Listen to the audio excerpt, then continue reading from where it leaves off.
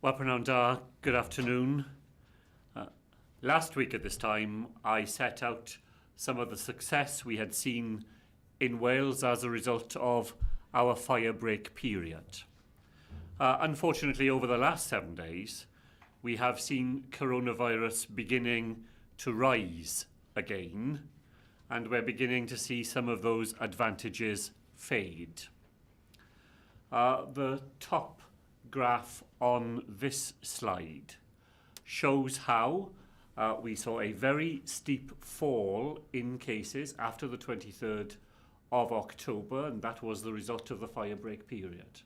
But you will see how in the last few days those figures have started to rise again. Yesterday, 16 of the 22 local authorities in Wales recorded rises in the 7-day rolling case rate. The overall rate for Wales is now 187 cases per 100,000 of the population and is rising. Last week, when I spoke, it was 160 cases and falling. And that just shows us, once again, how quickly the situation can change with coronavirus. The bottom graph here shows the number of deaths each day from coronavirus. You can see how in late July and August we managed to suppress daily deaths many days to 0.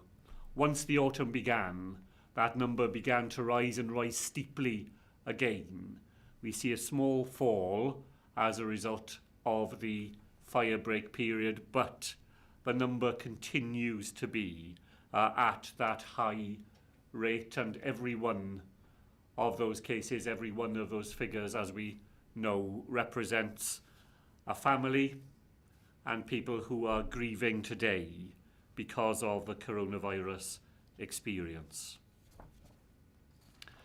Behind those figures, we are particularly concerned about the increases we are seeing in people under 25.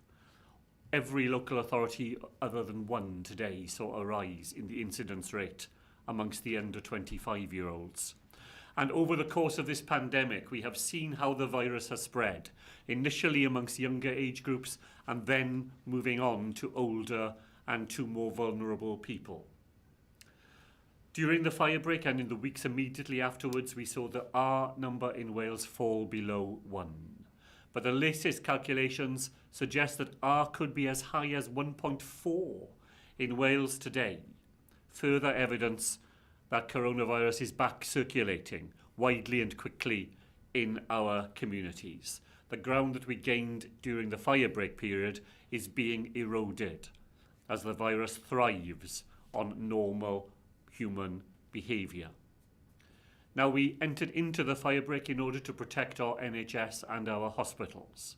But the result of the recent days is that the hospital system in Wales remains under sustained pressure.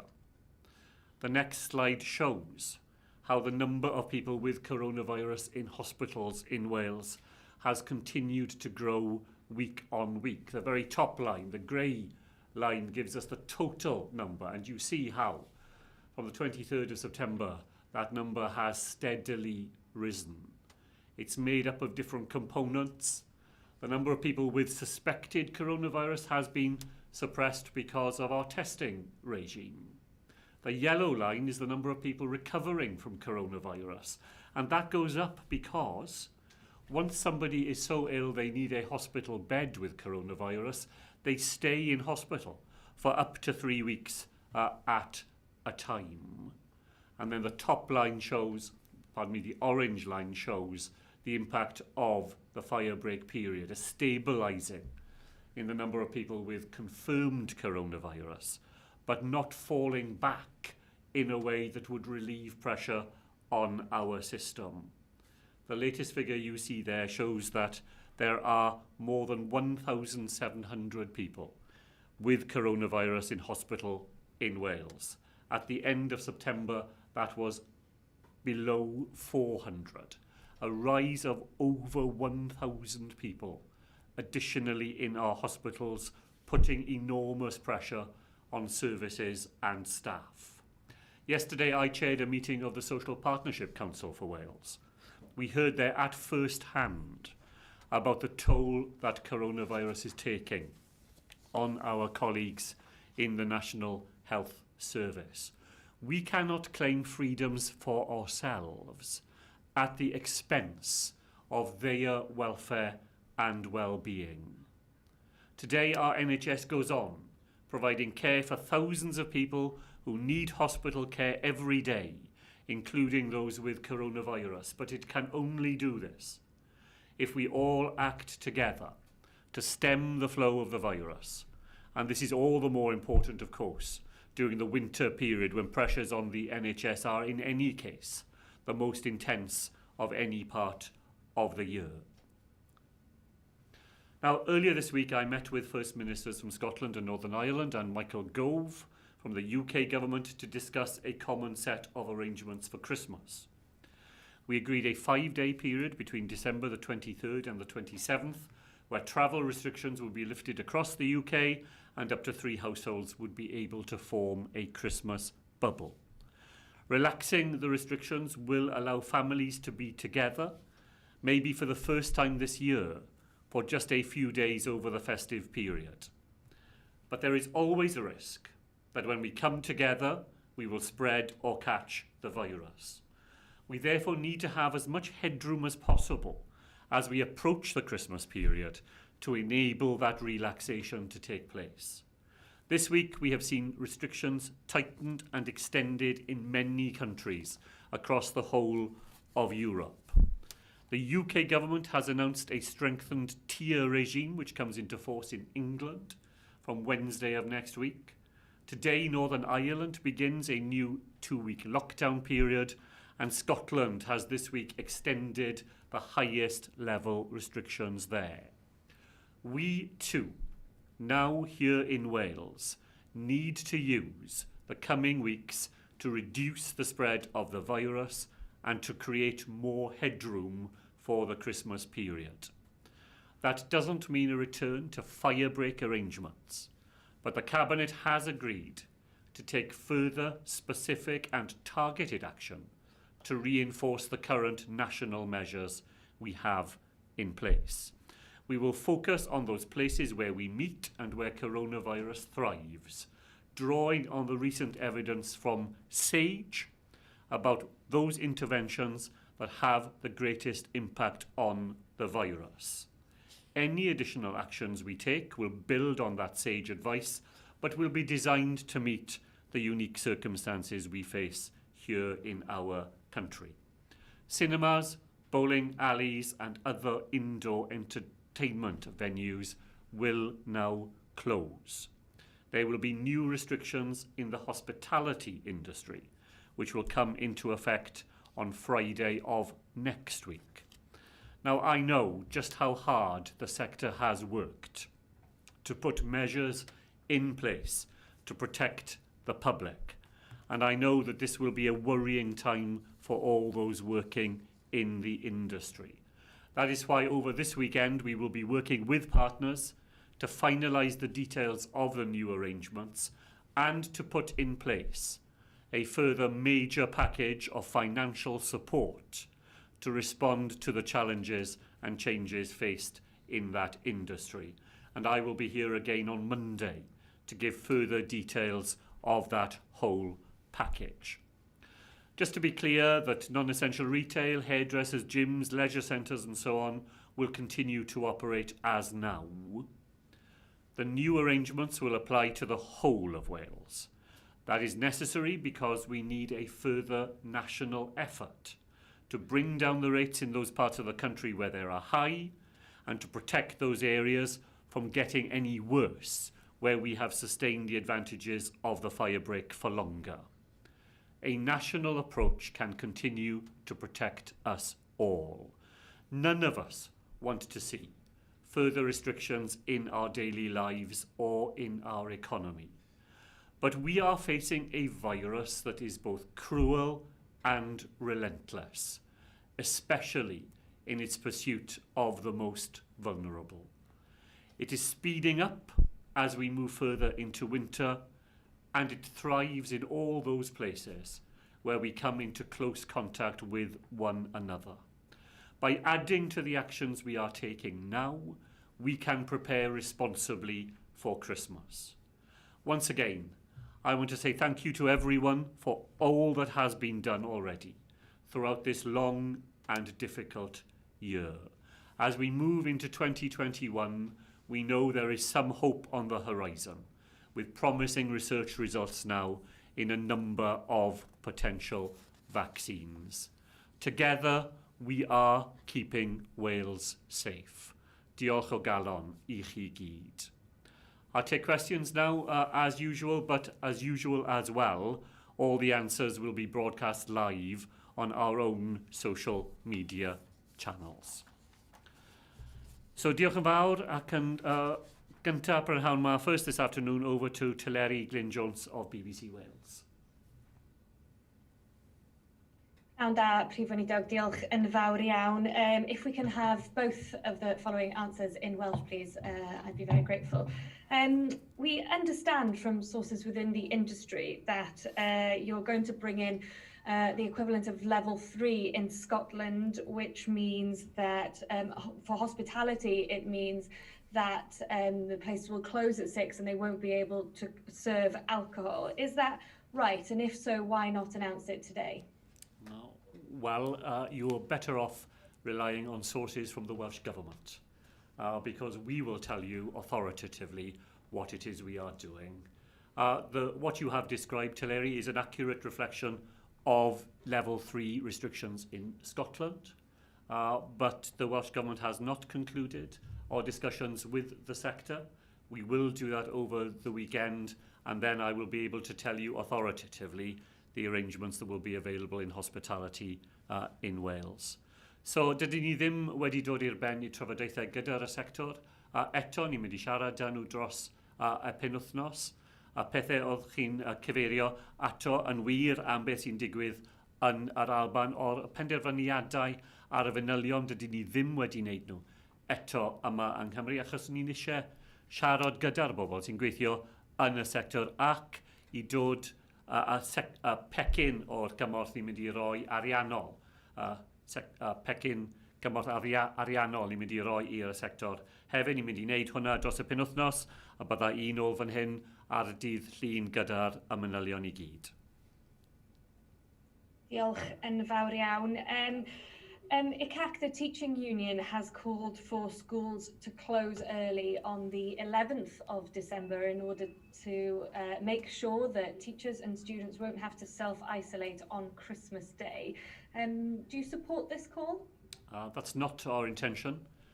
We remain in discussions, of course, with local education authorities and the teaching unions. We have put a priority throughout the pandemic on the education of our children. They missed out earlier in the year.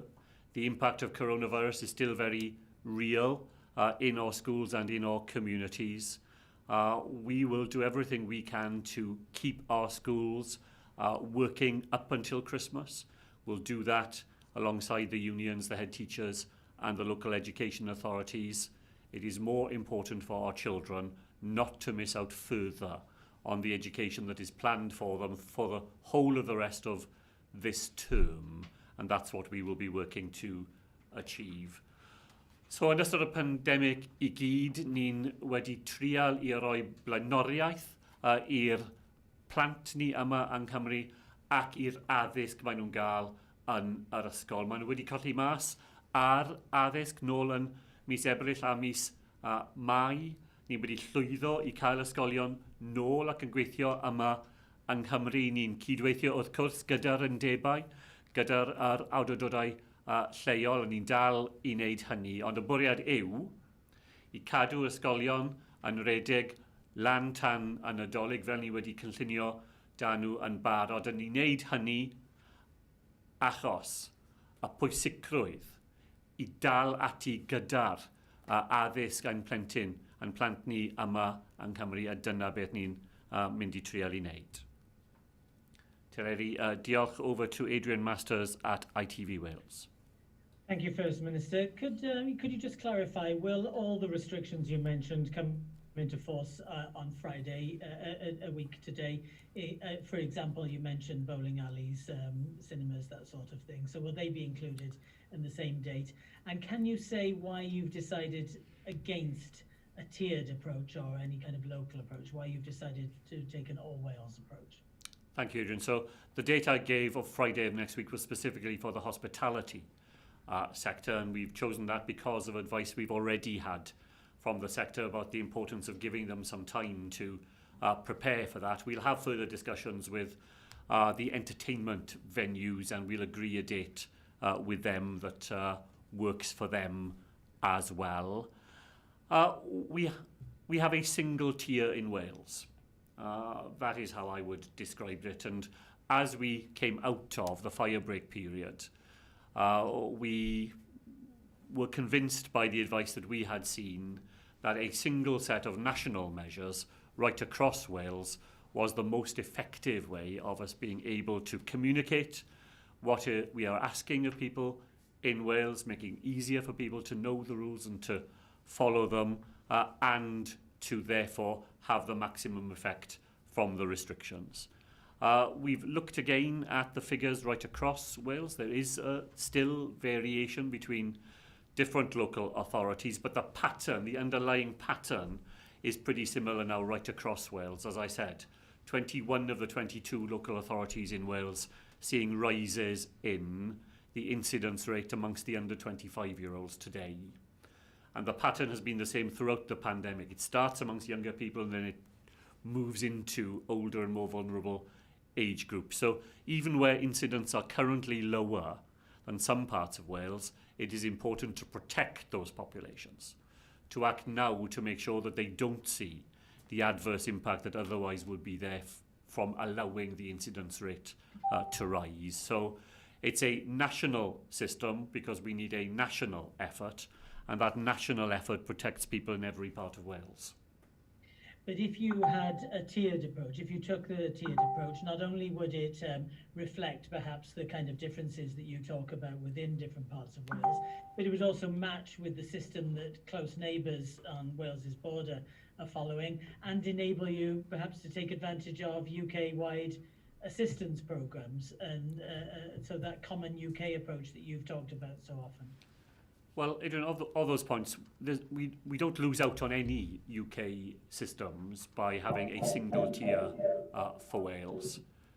So there's no disadvantage to us in that. Nor do we model what is right for Wales simply by dragging and dropping what happens elsewhere. What we have done is to design a system that we think works best in our circumstances, faced with our figures, and just to repeat, the advice we have is that a single set of arrangements for Wales works best, is easiest to communicate, delivers benefits in all parts of Wales.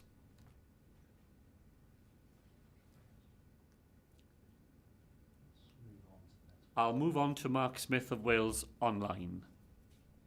Thank you very much indeed, First Minister. The hope was that the firebreak lockdown would get us through to Christmas. Now we know that it only really brought us a few weeks. Does that mean that you're less likely to consider a circuit breaker lockdown in future, or was 2 weeks perhaps just not enough to allow for an extended suppression of the virus? Well, thank you, Mark. So, it's very important we learn the lessons of what we are doing. I think the firebreak, the figures we have and the advice we have is that the firebreak achieved everything that we had hoped of it.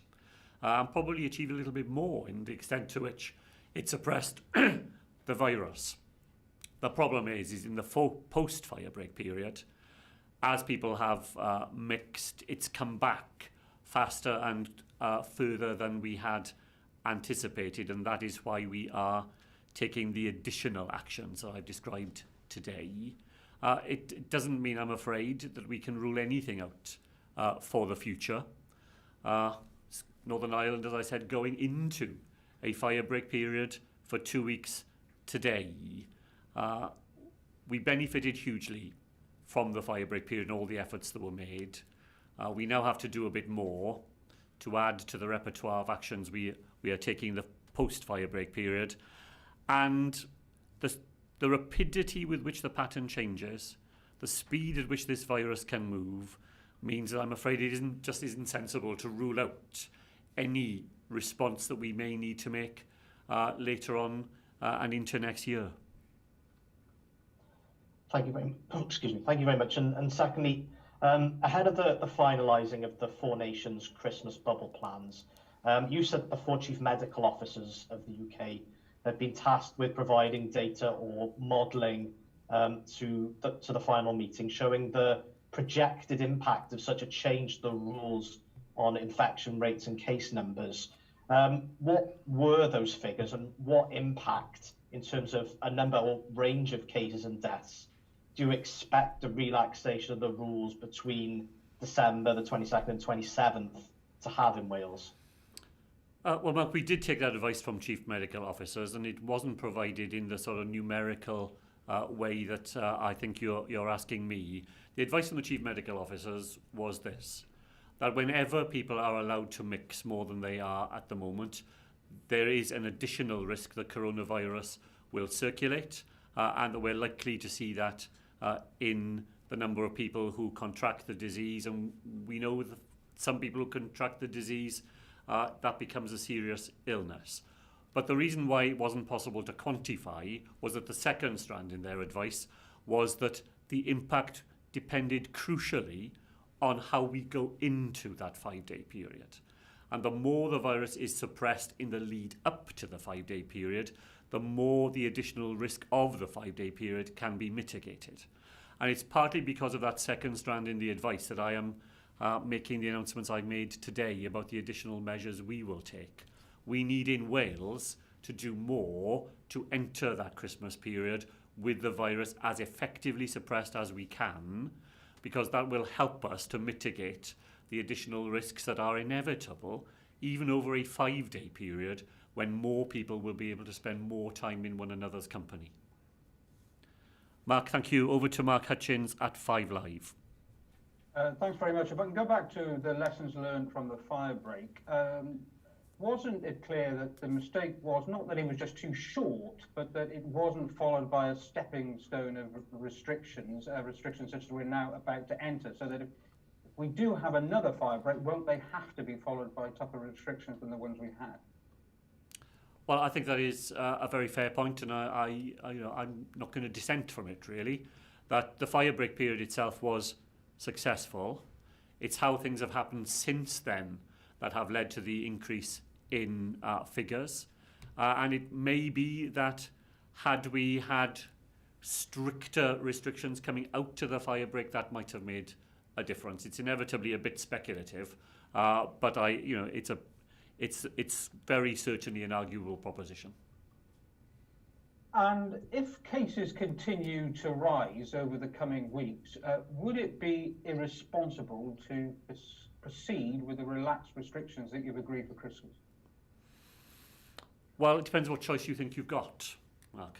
So, I was convinced by everything that I saw and was told that the choice we face over Christmas is not between a heavily restricted period of the sort we have now or a relaxed period.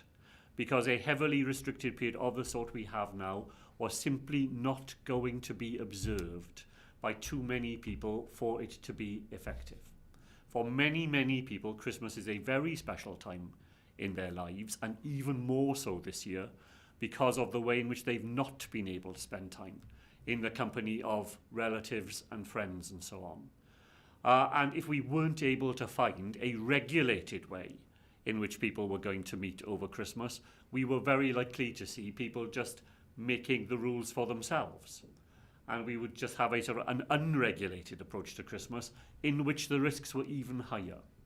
So there was never a choice, in my mind, between a risk-free, button-down, Christmas cancel this year approach, because that was simply not going to work.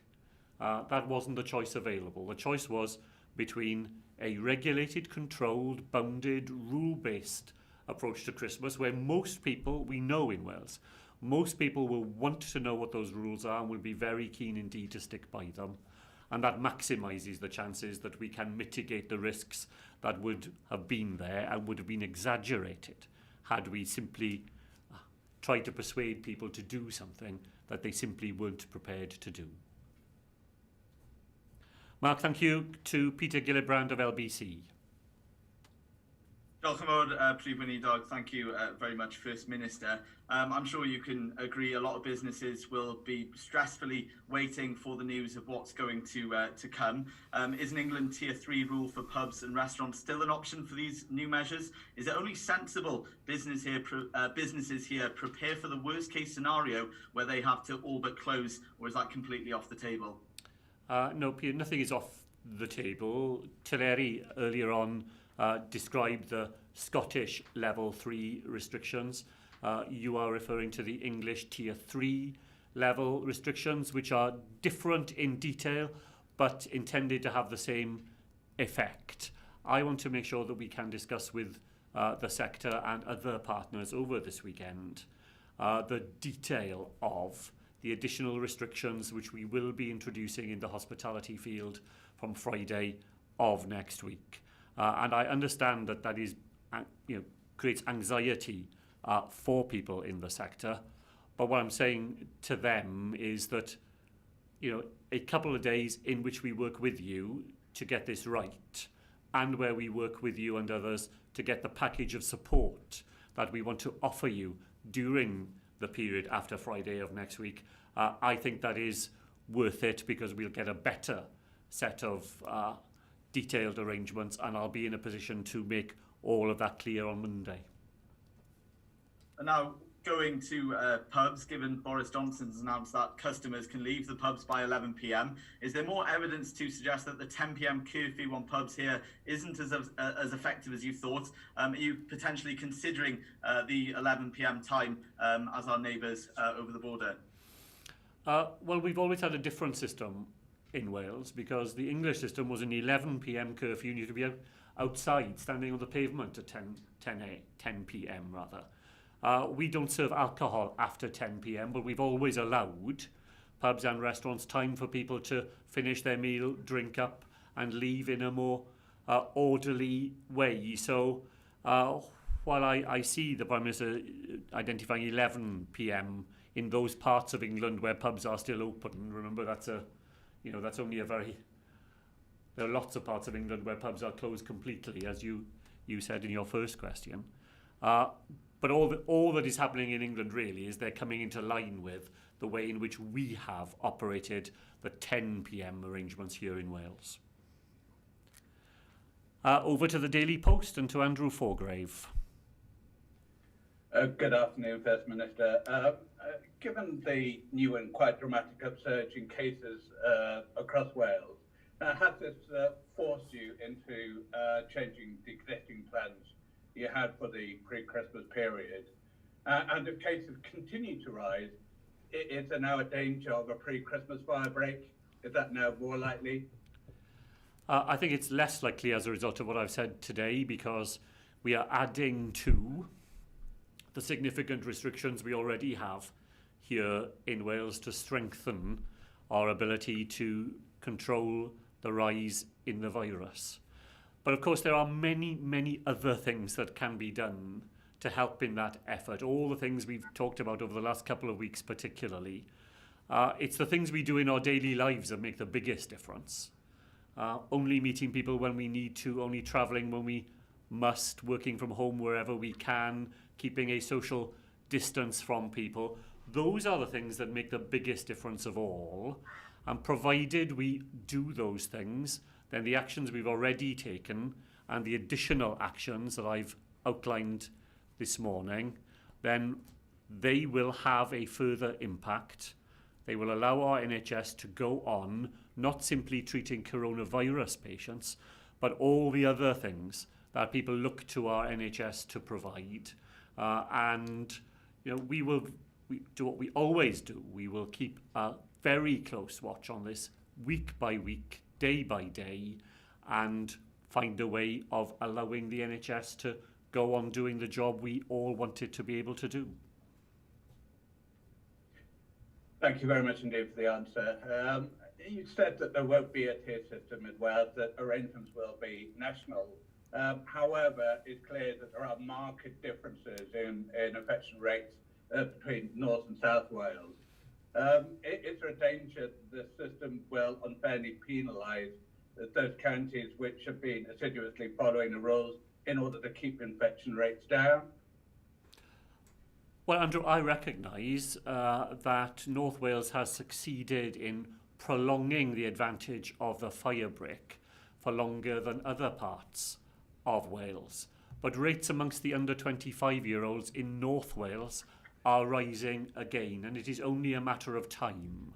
You know, we really have seen this pattern right throughout the pandemic. It is only a matter of time before that begins to feed through into older age groups in the North Wales population. So the actions we are taking today are designed to capture the advantages North Wales already has and to make sure that we defend those advantages.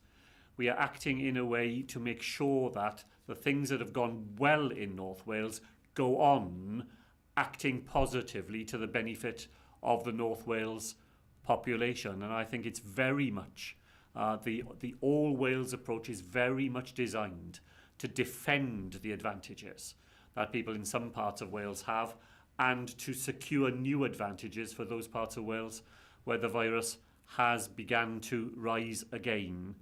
And just one final point, I suppose, which is anybody who has been watching what has happened in Pembrokeshire, Carmarthenshire and Ceredigion over the last week or so will see just how fast areas can go from having relatively benign levels of coronavirus to quite serious levels of infection. We've seen schools having to be closed in Pembrokeshire, schools having to be closed in Ceredigion because of that sudden swing in the wrong direction. I don't want to see that having to happen in North Wales, and the decisions we have taken will defend people in North Wales from this virus. Andrew, thank you very much indeed. Over to Rob Taylor at Wrexham.com. Good afternoon. A second outbreak at Wrexham Hospital was declared just over 20 days ago. What's the latest on that? And previously there was a mention that a report into the first outbreak could be published this month. Is that still the case? Well, Rob, I've come armed with the figures for you today, not having failed to bring them with me last week. So the figures I have are for the Myla and the community hospitals that are associated with it. They suggest that there are between 80 and 90 patient cases in the Myla itself and between 40 and 50 cases in community hospital settings, that there are just over 20 staff who have tested positive in that part of the BCU area. That does mean, of course, that there are additional staff currently in isolation. The IMT has decided to meet twice weekly rather than weekly as it has been as a result, and are providing additional advice and assistance to the board in areas of infection control, admissions and so on. I'm sorry, I don't know the answer. I've not seen or read anything that suggests it's not being published as planned, but I haven't seen a note hasn't come across my desk confirming a date for its publication either. Thank you very much. And is it possible to explain your understanding why hospitality, with many venues investing in extra PPE and processes, is at greater risk than, say, retail, and perhaps specifically supermarkets, which, going off Public Health England data, was primary setting where those who tested positive with the disease had been reported to have been? Well, I think the differences between hospitality and the retail sector include these. First of all, it's the length of time that people spend in them. So, you know, well, if you're like me, at any rate, you go into a shop and you try and get around it and out again as fast as you are able to. Whereas if you're going out for a meal or something, then you are inevitably spending longer there. You spend that time with a limited number of people. You will pass people in shops, of course, and people must wear masks in shops here in Wales, but you're not sitting down for an hour and a half with a small group of other people in a retail setting, where we know that that is true in hospitality. You're not likely to be drinking alcohol as you walk around the supermarket, but you're very likely to be doing that if you're out for an evening in a hospitality venue. And for some people, most people have a drink and it's absolutely fine. For some people, having a drink means they behave in ways as a result that put themselves and others at greater risk. And there is good evidence, Sage publishes it, that shows that hospitality venues, even when they're very well run, they can be a source of coronavirus spreading, both inside the venue and sometimes even more so in the way in which people behave as they get to the venue and as they leave it afterwards. And I think all of those means it's possible to distinguish between the way that people behave in retail settings and the way that they do in hospitality. But thank you, Rob. Over to Dan Barnes at the South Wales Argus. Thank you very much. We've seen schools in our area sending year groups home to self-isolate on nearly a daily basis, with one Cwmbran primary school closing entirely for a week because of rising cases. Are you worried that parents may just decide to take their children out of school before the end of term with Christmas on the horizon? Well, I do hope that won't be the case. I know parents will know just how important a period of time the end of term is in primary schools, particularly around Christmas. They will know that children will have been preparing for it in a new coronavirus secure way, of course, and that children gain enormous benefit from being with their peers and in the classroom at that time in their school lives. They only get a limited number of chances to be a child in a primary school, and most parents will want to make sure children get the most out of it. There is more we need to do and want to do in working with schools to make sure that they are organised in ways that does not require whole school years to be isolated when a single child or member of staff is tested positive. And we are working actively at the moment on whether the new mass testing possibilities that we now have in Wales could be deployed in school settings to prevent the need for children to be sent home when one child turns out to have coronavirus. And, you know, I said earlier that vaccines are on the horizon. Well, mass testing in the way we're seeing it in Merthyr, for example, is a new part of the repertoire will increasingly have over recent weeks, and may well be able to deploy in the education context to avoid the sort of problem that you referred to, Dan. Very much. And this has been touched on before, but I thought I'd ask with kind of a Gwent perspective. In Gwent, we've seen cases rising more quickly than in many other areas of Wales. Does this mean that another round of stricter local regulations is inevitable? Well, you are right to say that, just as Andrew Forgrave was pointing out the fact that North Wales has hung on to the advantages of the firebreak for longer, they eroded first of all in Gwent. I make the same case there as I did in North Wales, that a national effort with a single set of rules that we can easily communicate and are therefore more likely to be followed remains, we think, the most effective way of providing a response to coronavirus in all parts of Wales. We certainly needed to work in the Gwent area, and I think doing it in this national way is to the advantage of all parts of Wales, whether it's places where the virus has begun to rise and needs to be turned back, or whether we're trying to hang on to the gains that we made over that firebreak period. Dan, thank you. I'll go to Alan Evans at Cynhadledd Online. Thank you, First Minister. It's nice to hear your shopping style is similar to mine. Just looking at the May elections, they're the pinnacle of democracy in Wales. We've seen how the USA have conducted their elections during the pandemic. Does the First Minister agree that the election must not be delayed and that the people of Wales should be given every opportunity to vote in person, by postal vote, and maybe even the possibility of moving to an online voting system given the future with COVID? Well, I'm very committed to having an election in May of next year. It'll be 5 years since we had the last election, and the Cynhadledd needs a democratic refresh. And it is right that the decisions about who is put into the Senedd are made by people here in Wales. So we will be doing more as a government to promote the use of postal votes.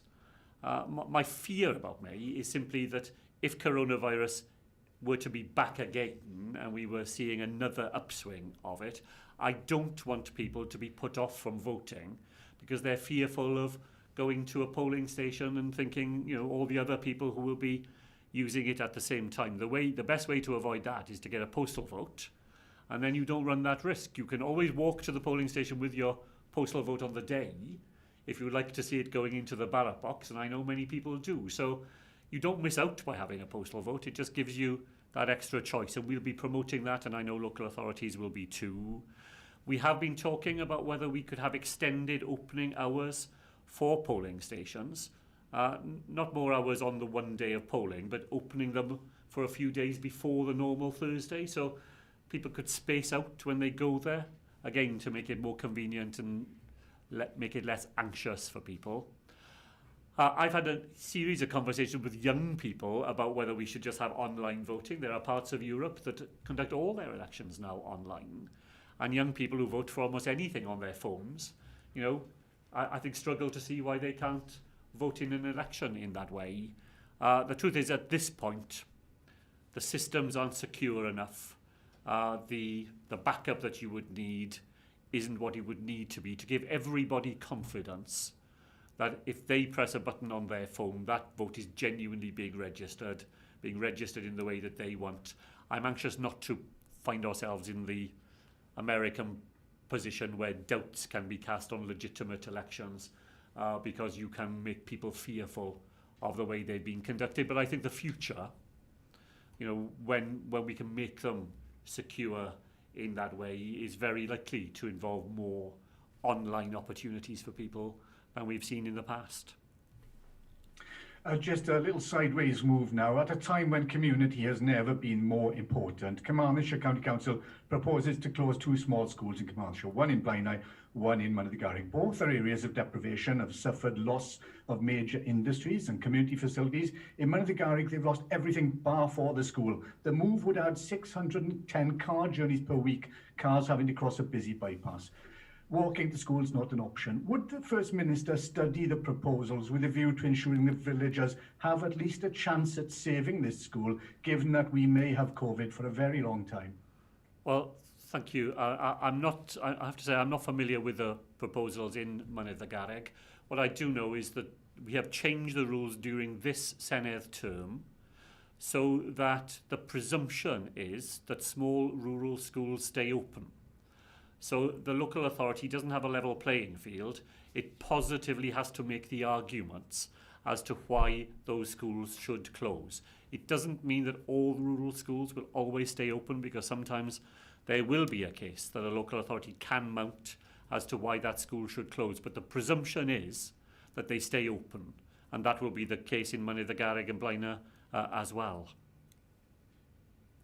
And thank you, finally, for today to Tom Magner at Carers World. Thank you, First Minister. Earlier this week on vaccine priorities, your colleague, the Health Minister, acknowledged that unpaid carers are asking to be classed as key workers alongside NHS and social care workers for vaccine priority when available. However, he appeared to say that the Public Health Wales age band basis was a more credible approach than one focused on critical health consequences. To our viewers, it looked like the answer was no to including unpaid carers in this way. We've had a lot of reaction. It's summed up in 2 points made to us by Mike from Vale of Glamorgan. I and he would be interested in your thoughts. So the first comment he made was, I'm honestly beginning to feel like unpaid carers will always be at the bottom of the pile. The adults I care for will be vaccinated long before I am, but who will care for them if I get ill with COVID-19? Okay, well, Tom, our approach to vaccination will be guided by the advice of what's called the JCVI, the Joint Committee on Vaccination and Immunisation. So we will not be making up a set of rules of our own.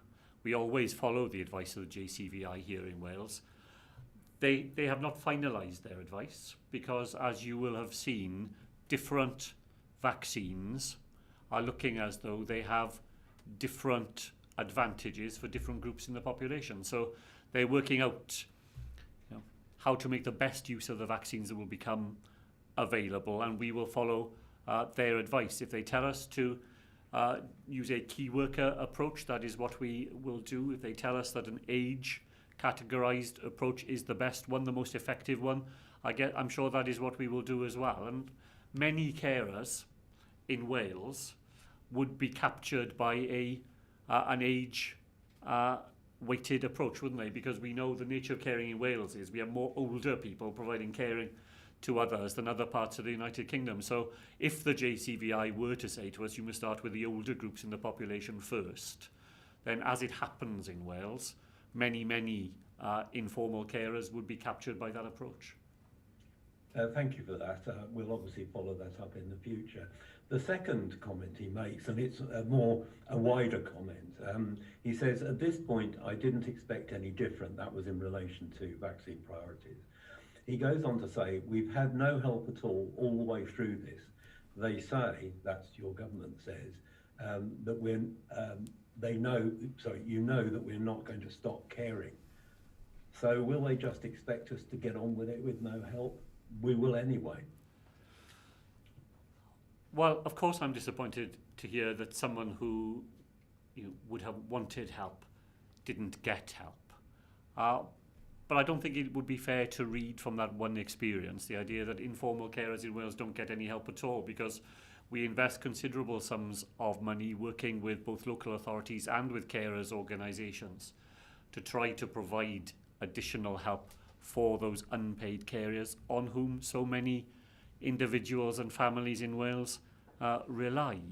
Our 2014 Social Services and Wellbeing Wales Act was framed in many ways around our wish to provide more assistance to carers here in Wales. And I definitely want to say that the help that we are able to provide is certainly not mitigated by the belief that people will carry on anyway, whether we give them help or not. For a start, we know that that's not true, and some unpaid carers are unable to carry on unless they are supported. And in any case, it wouldn't reflect, pardon me, the values of the Welsh Government, or I think, the way in which people in Wales generally think of people who provide that invaluable service. Thank you all very much indeed.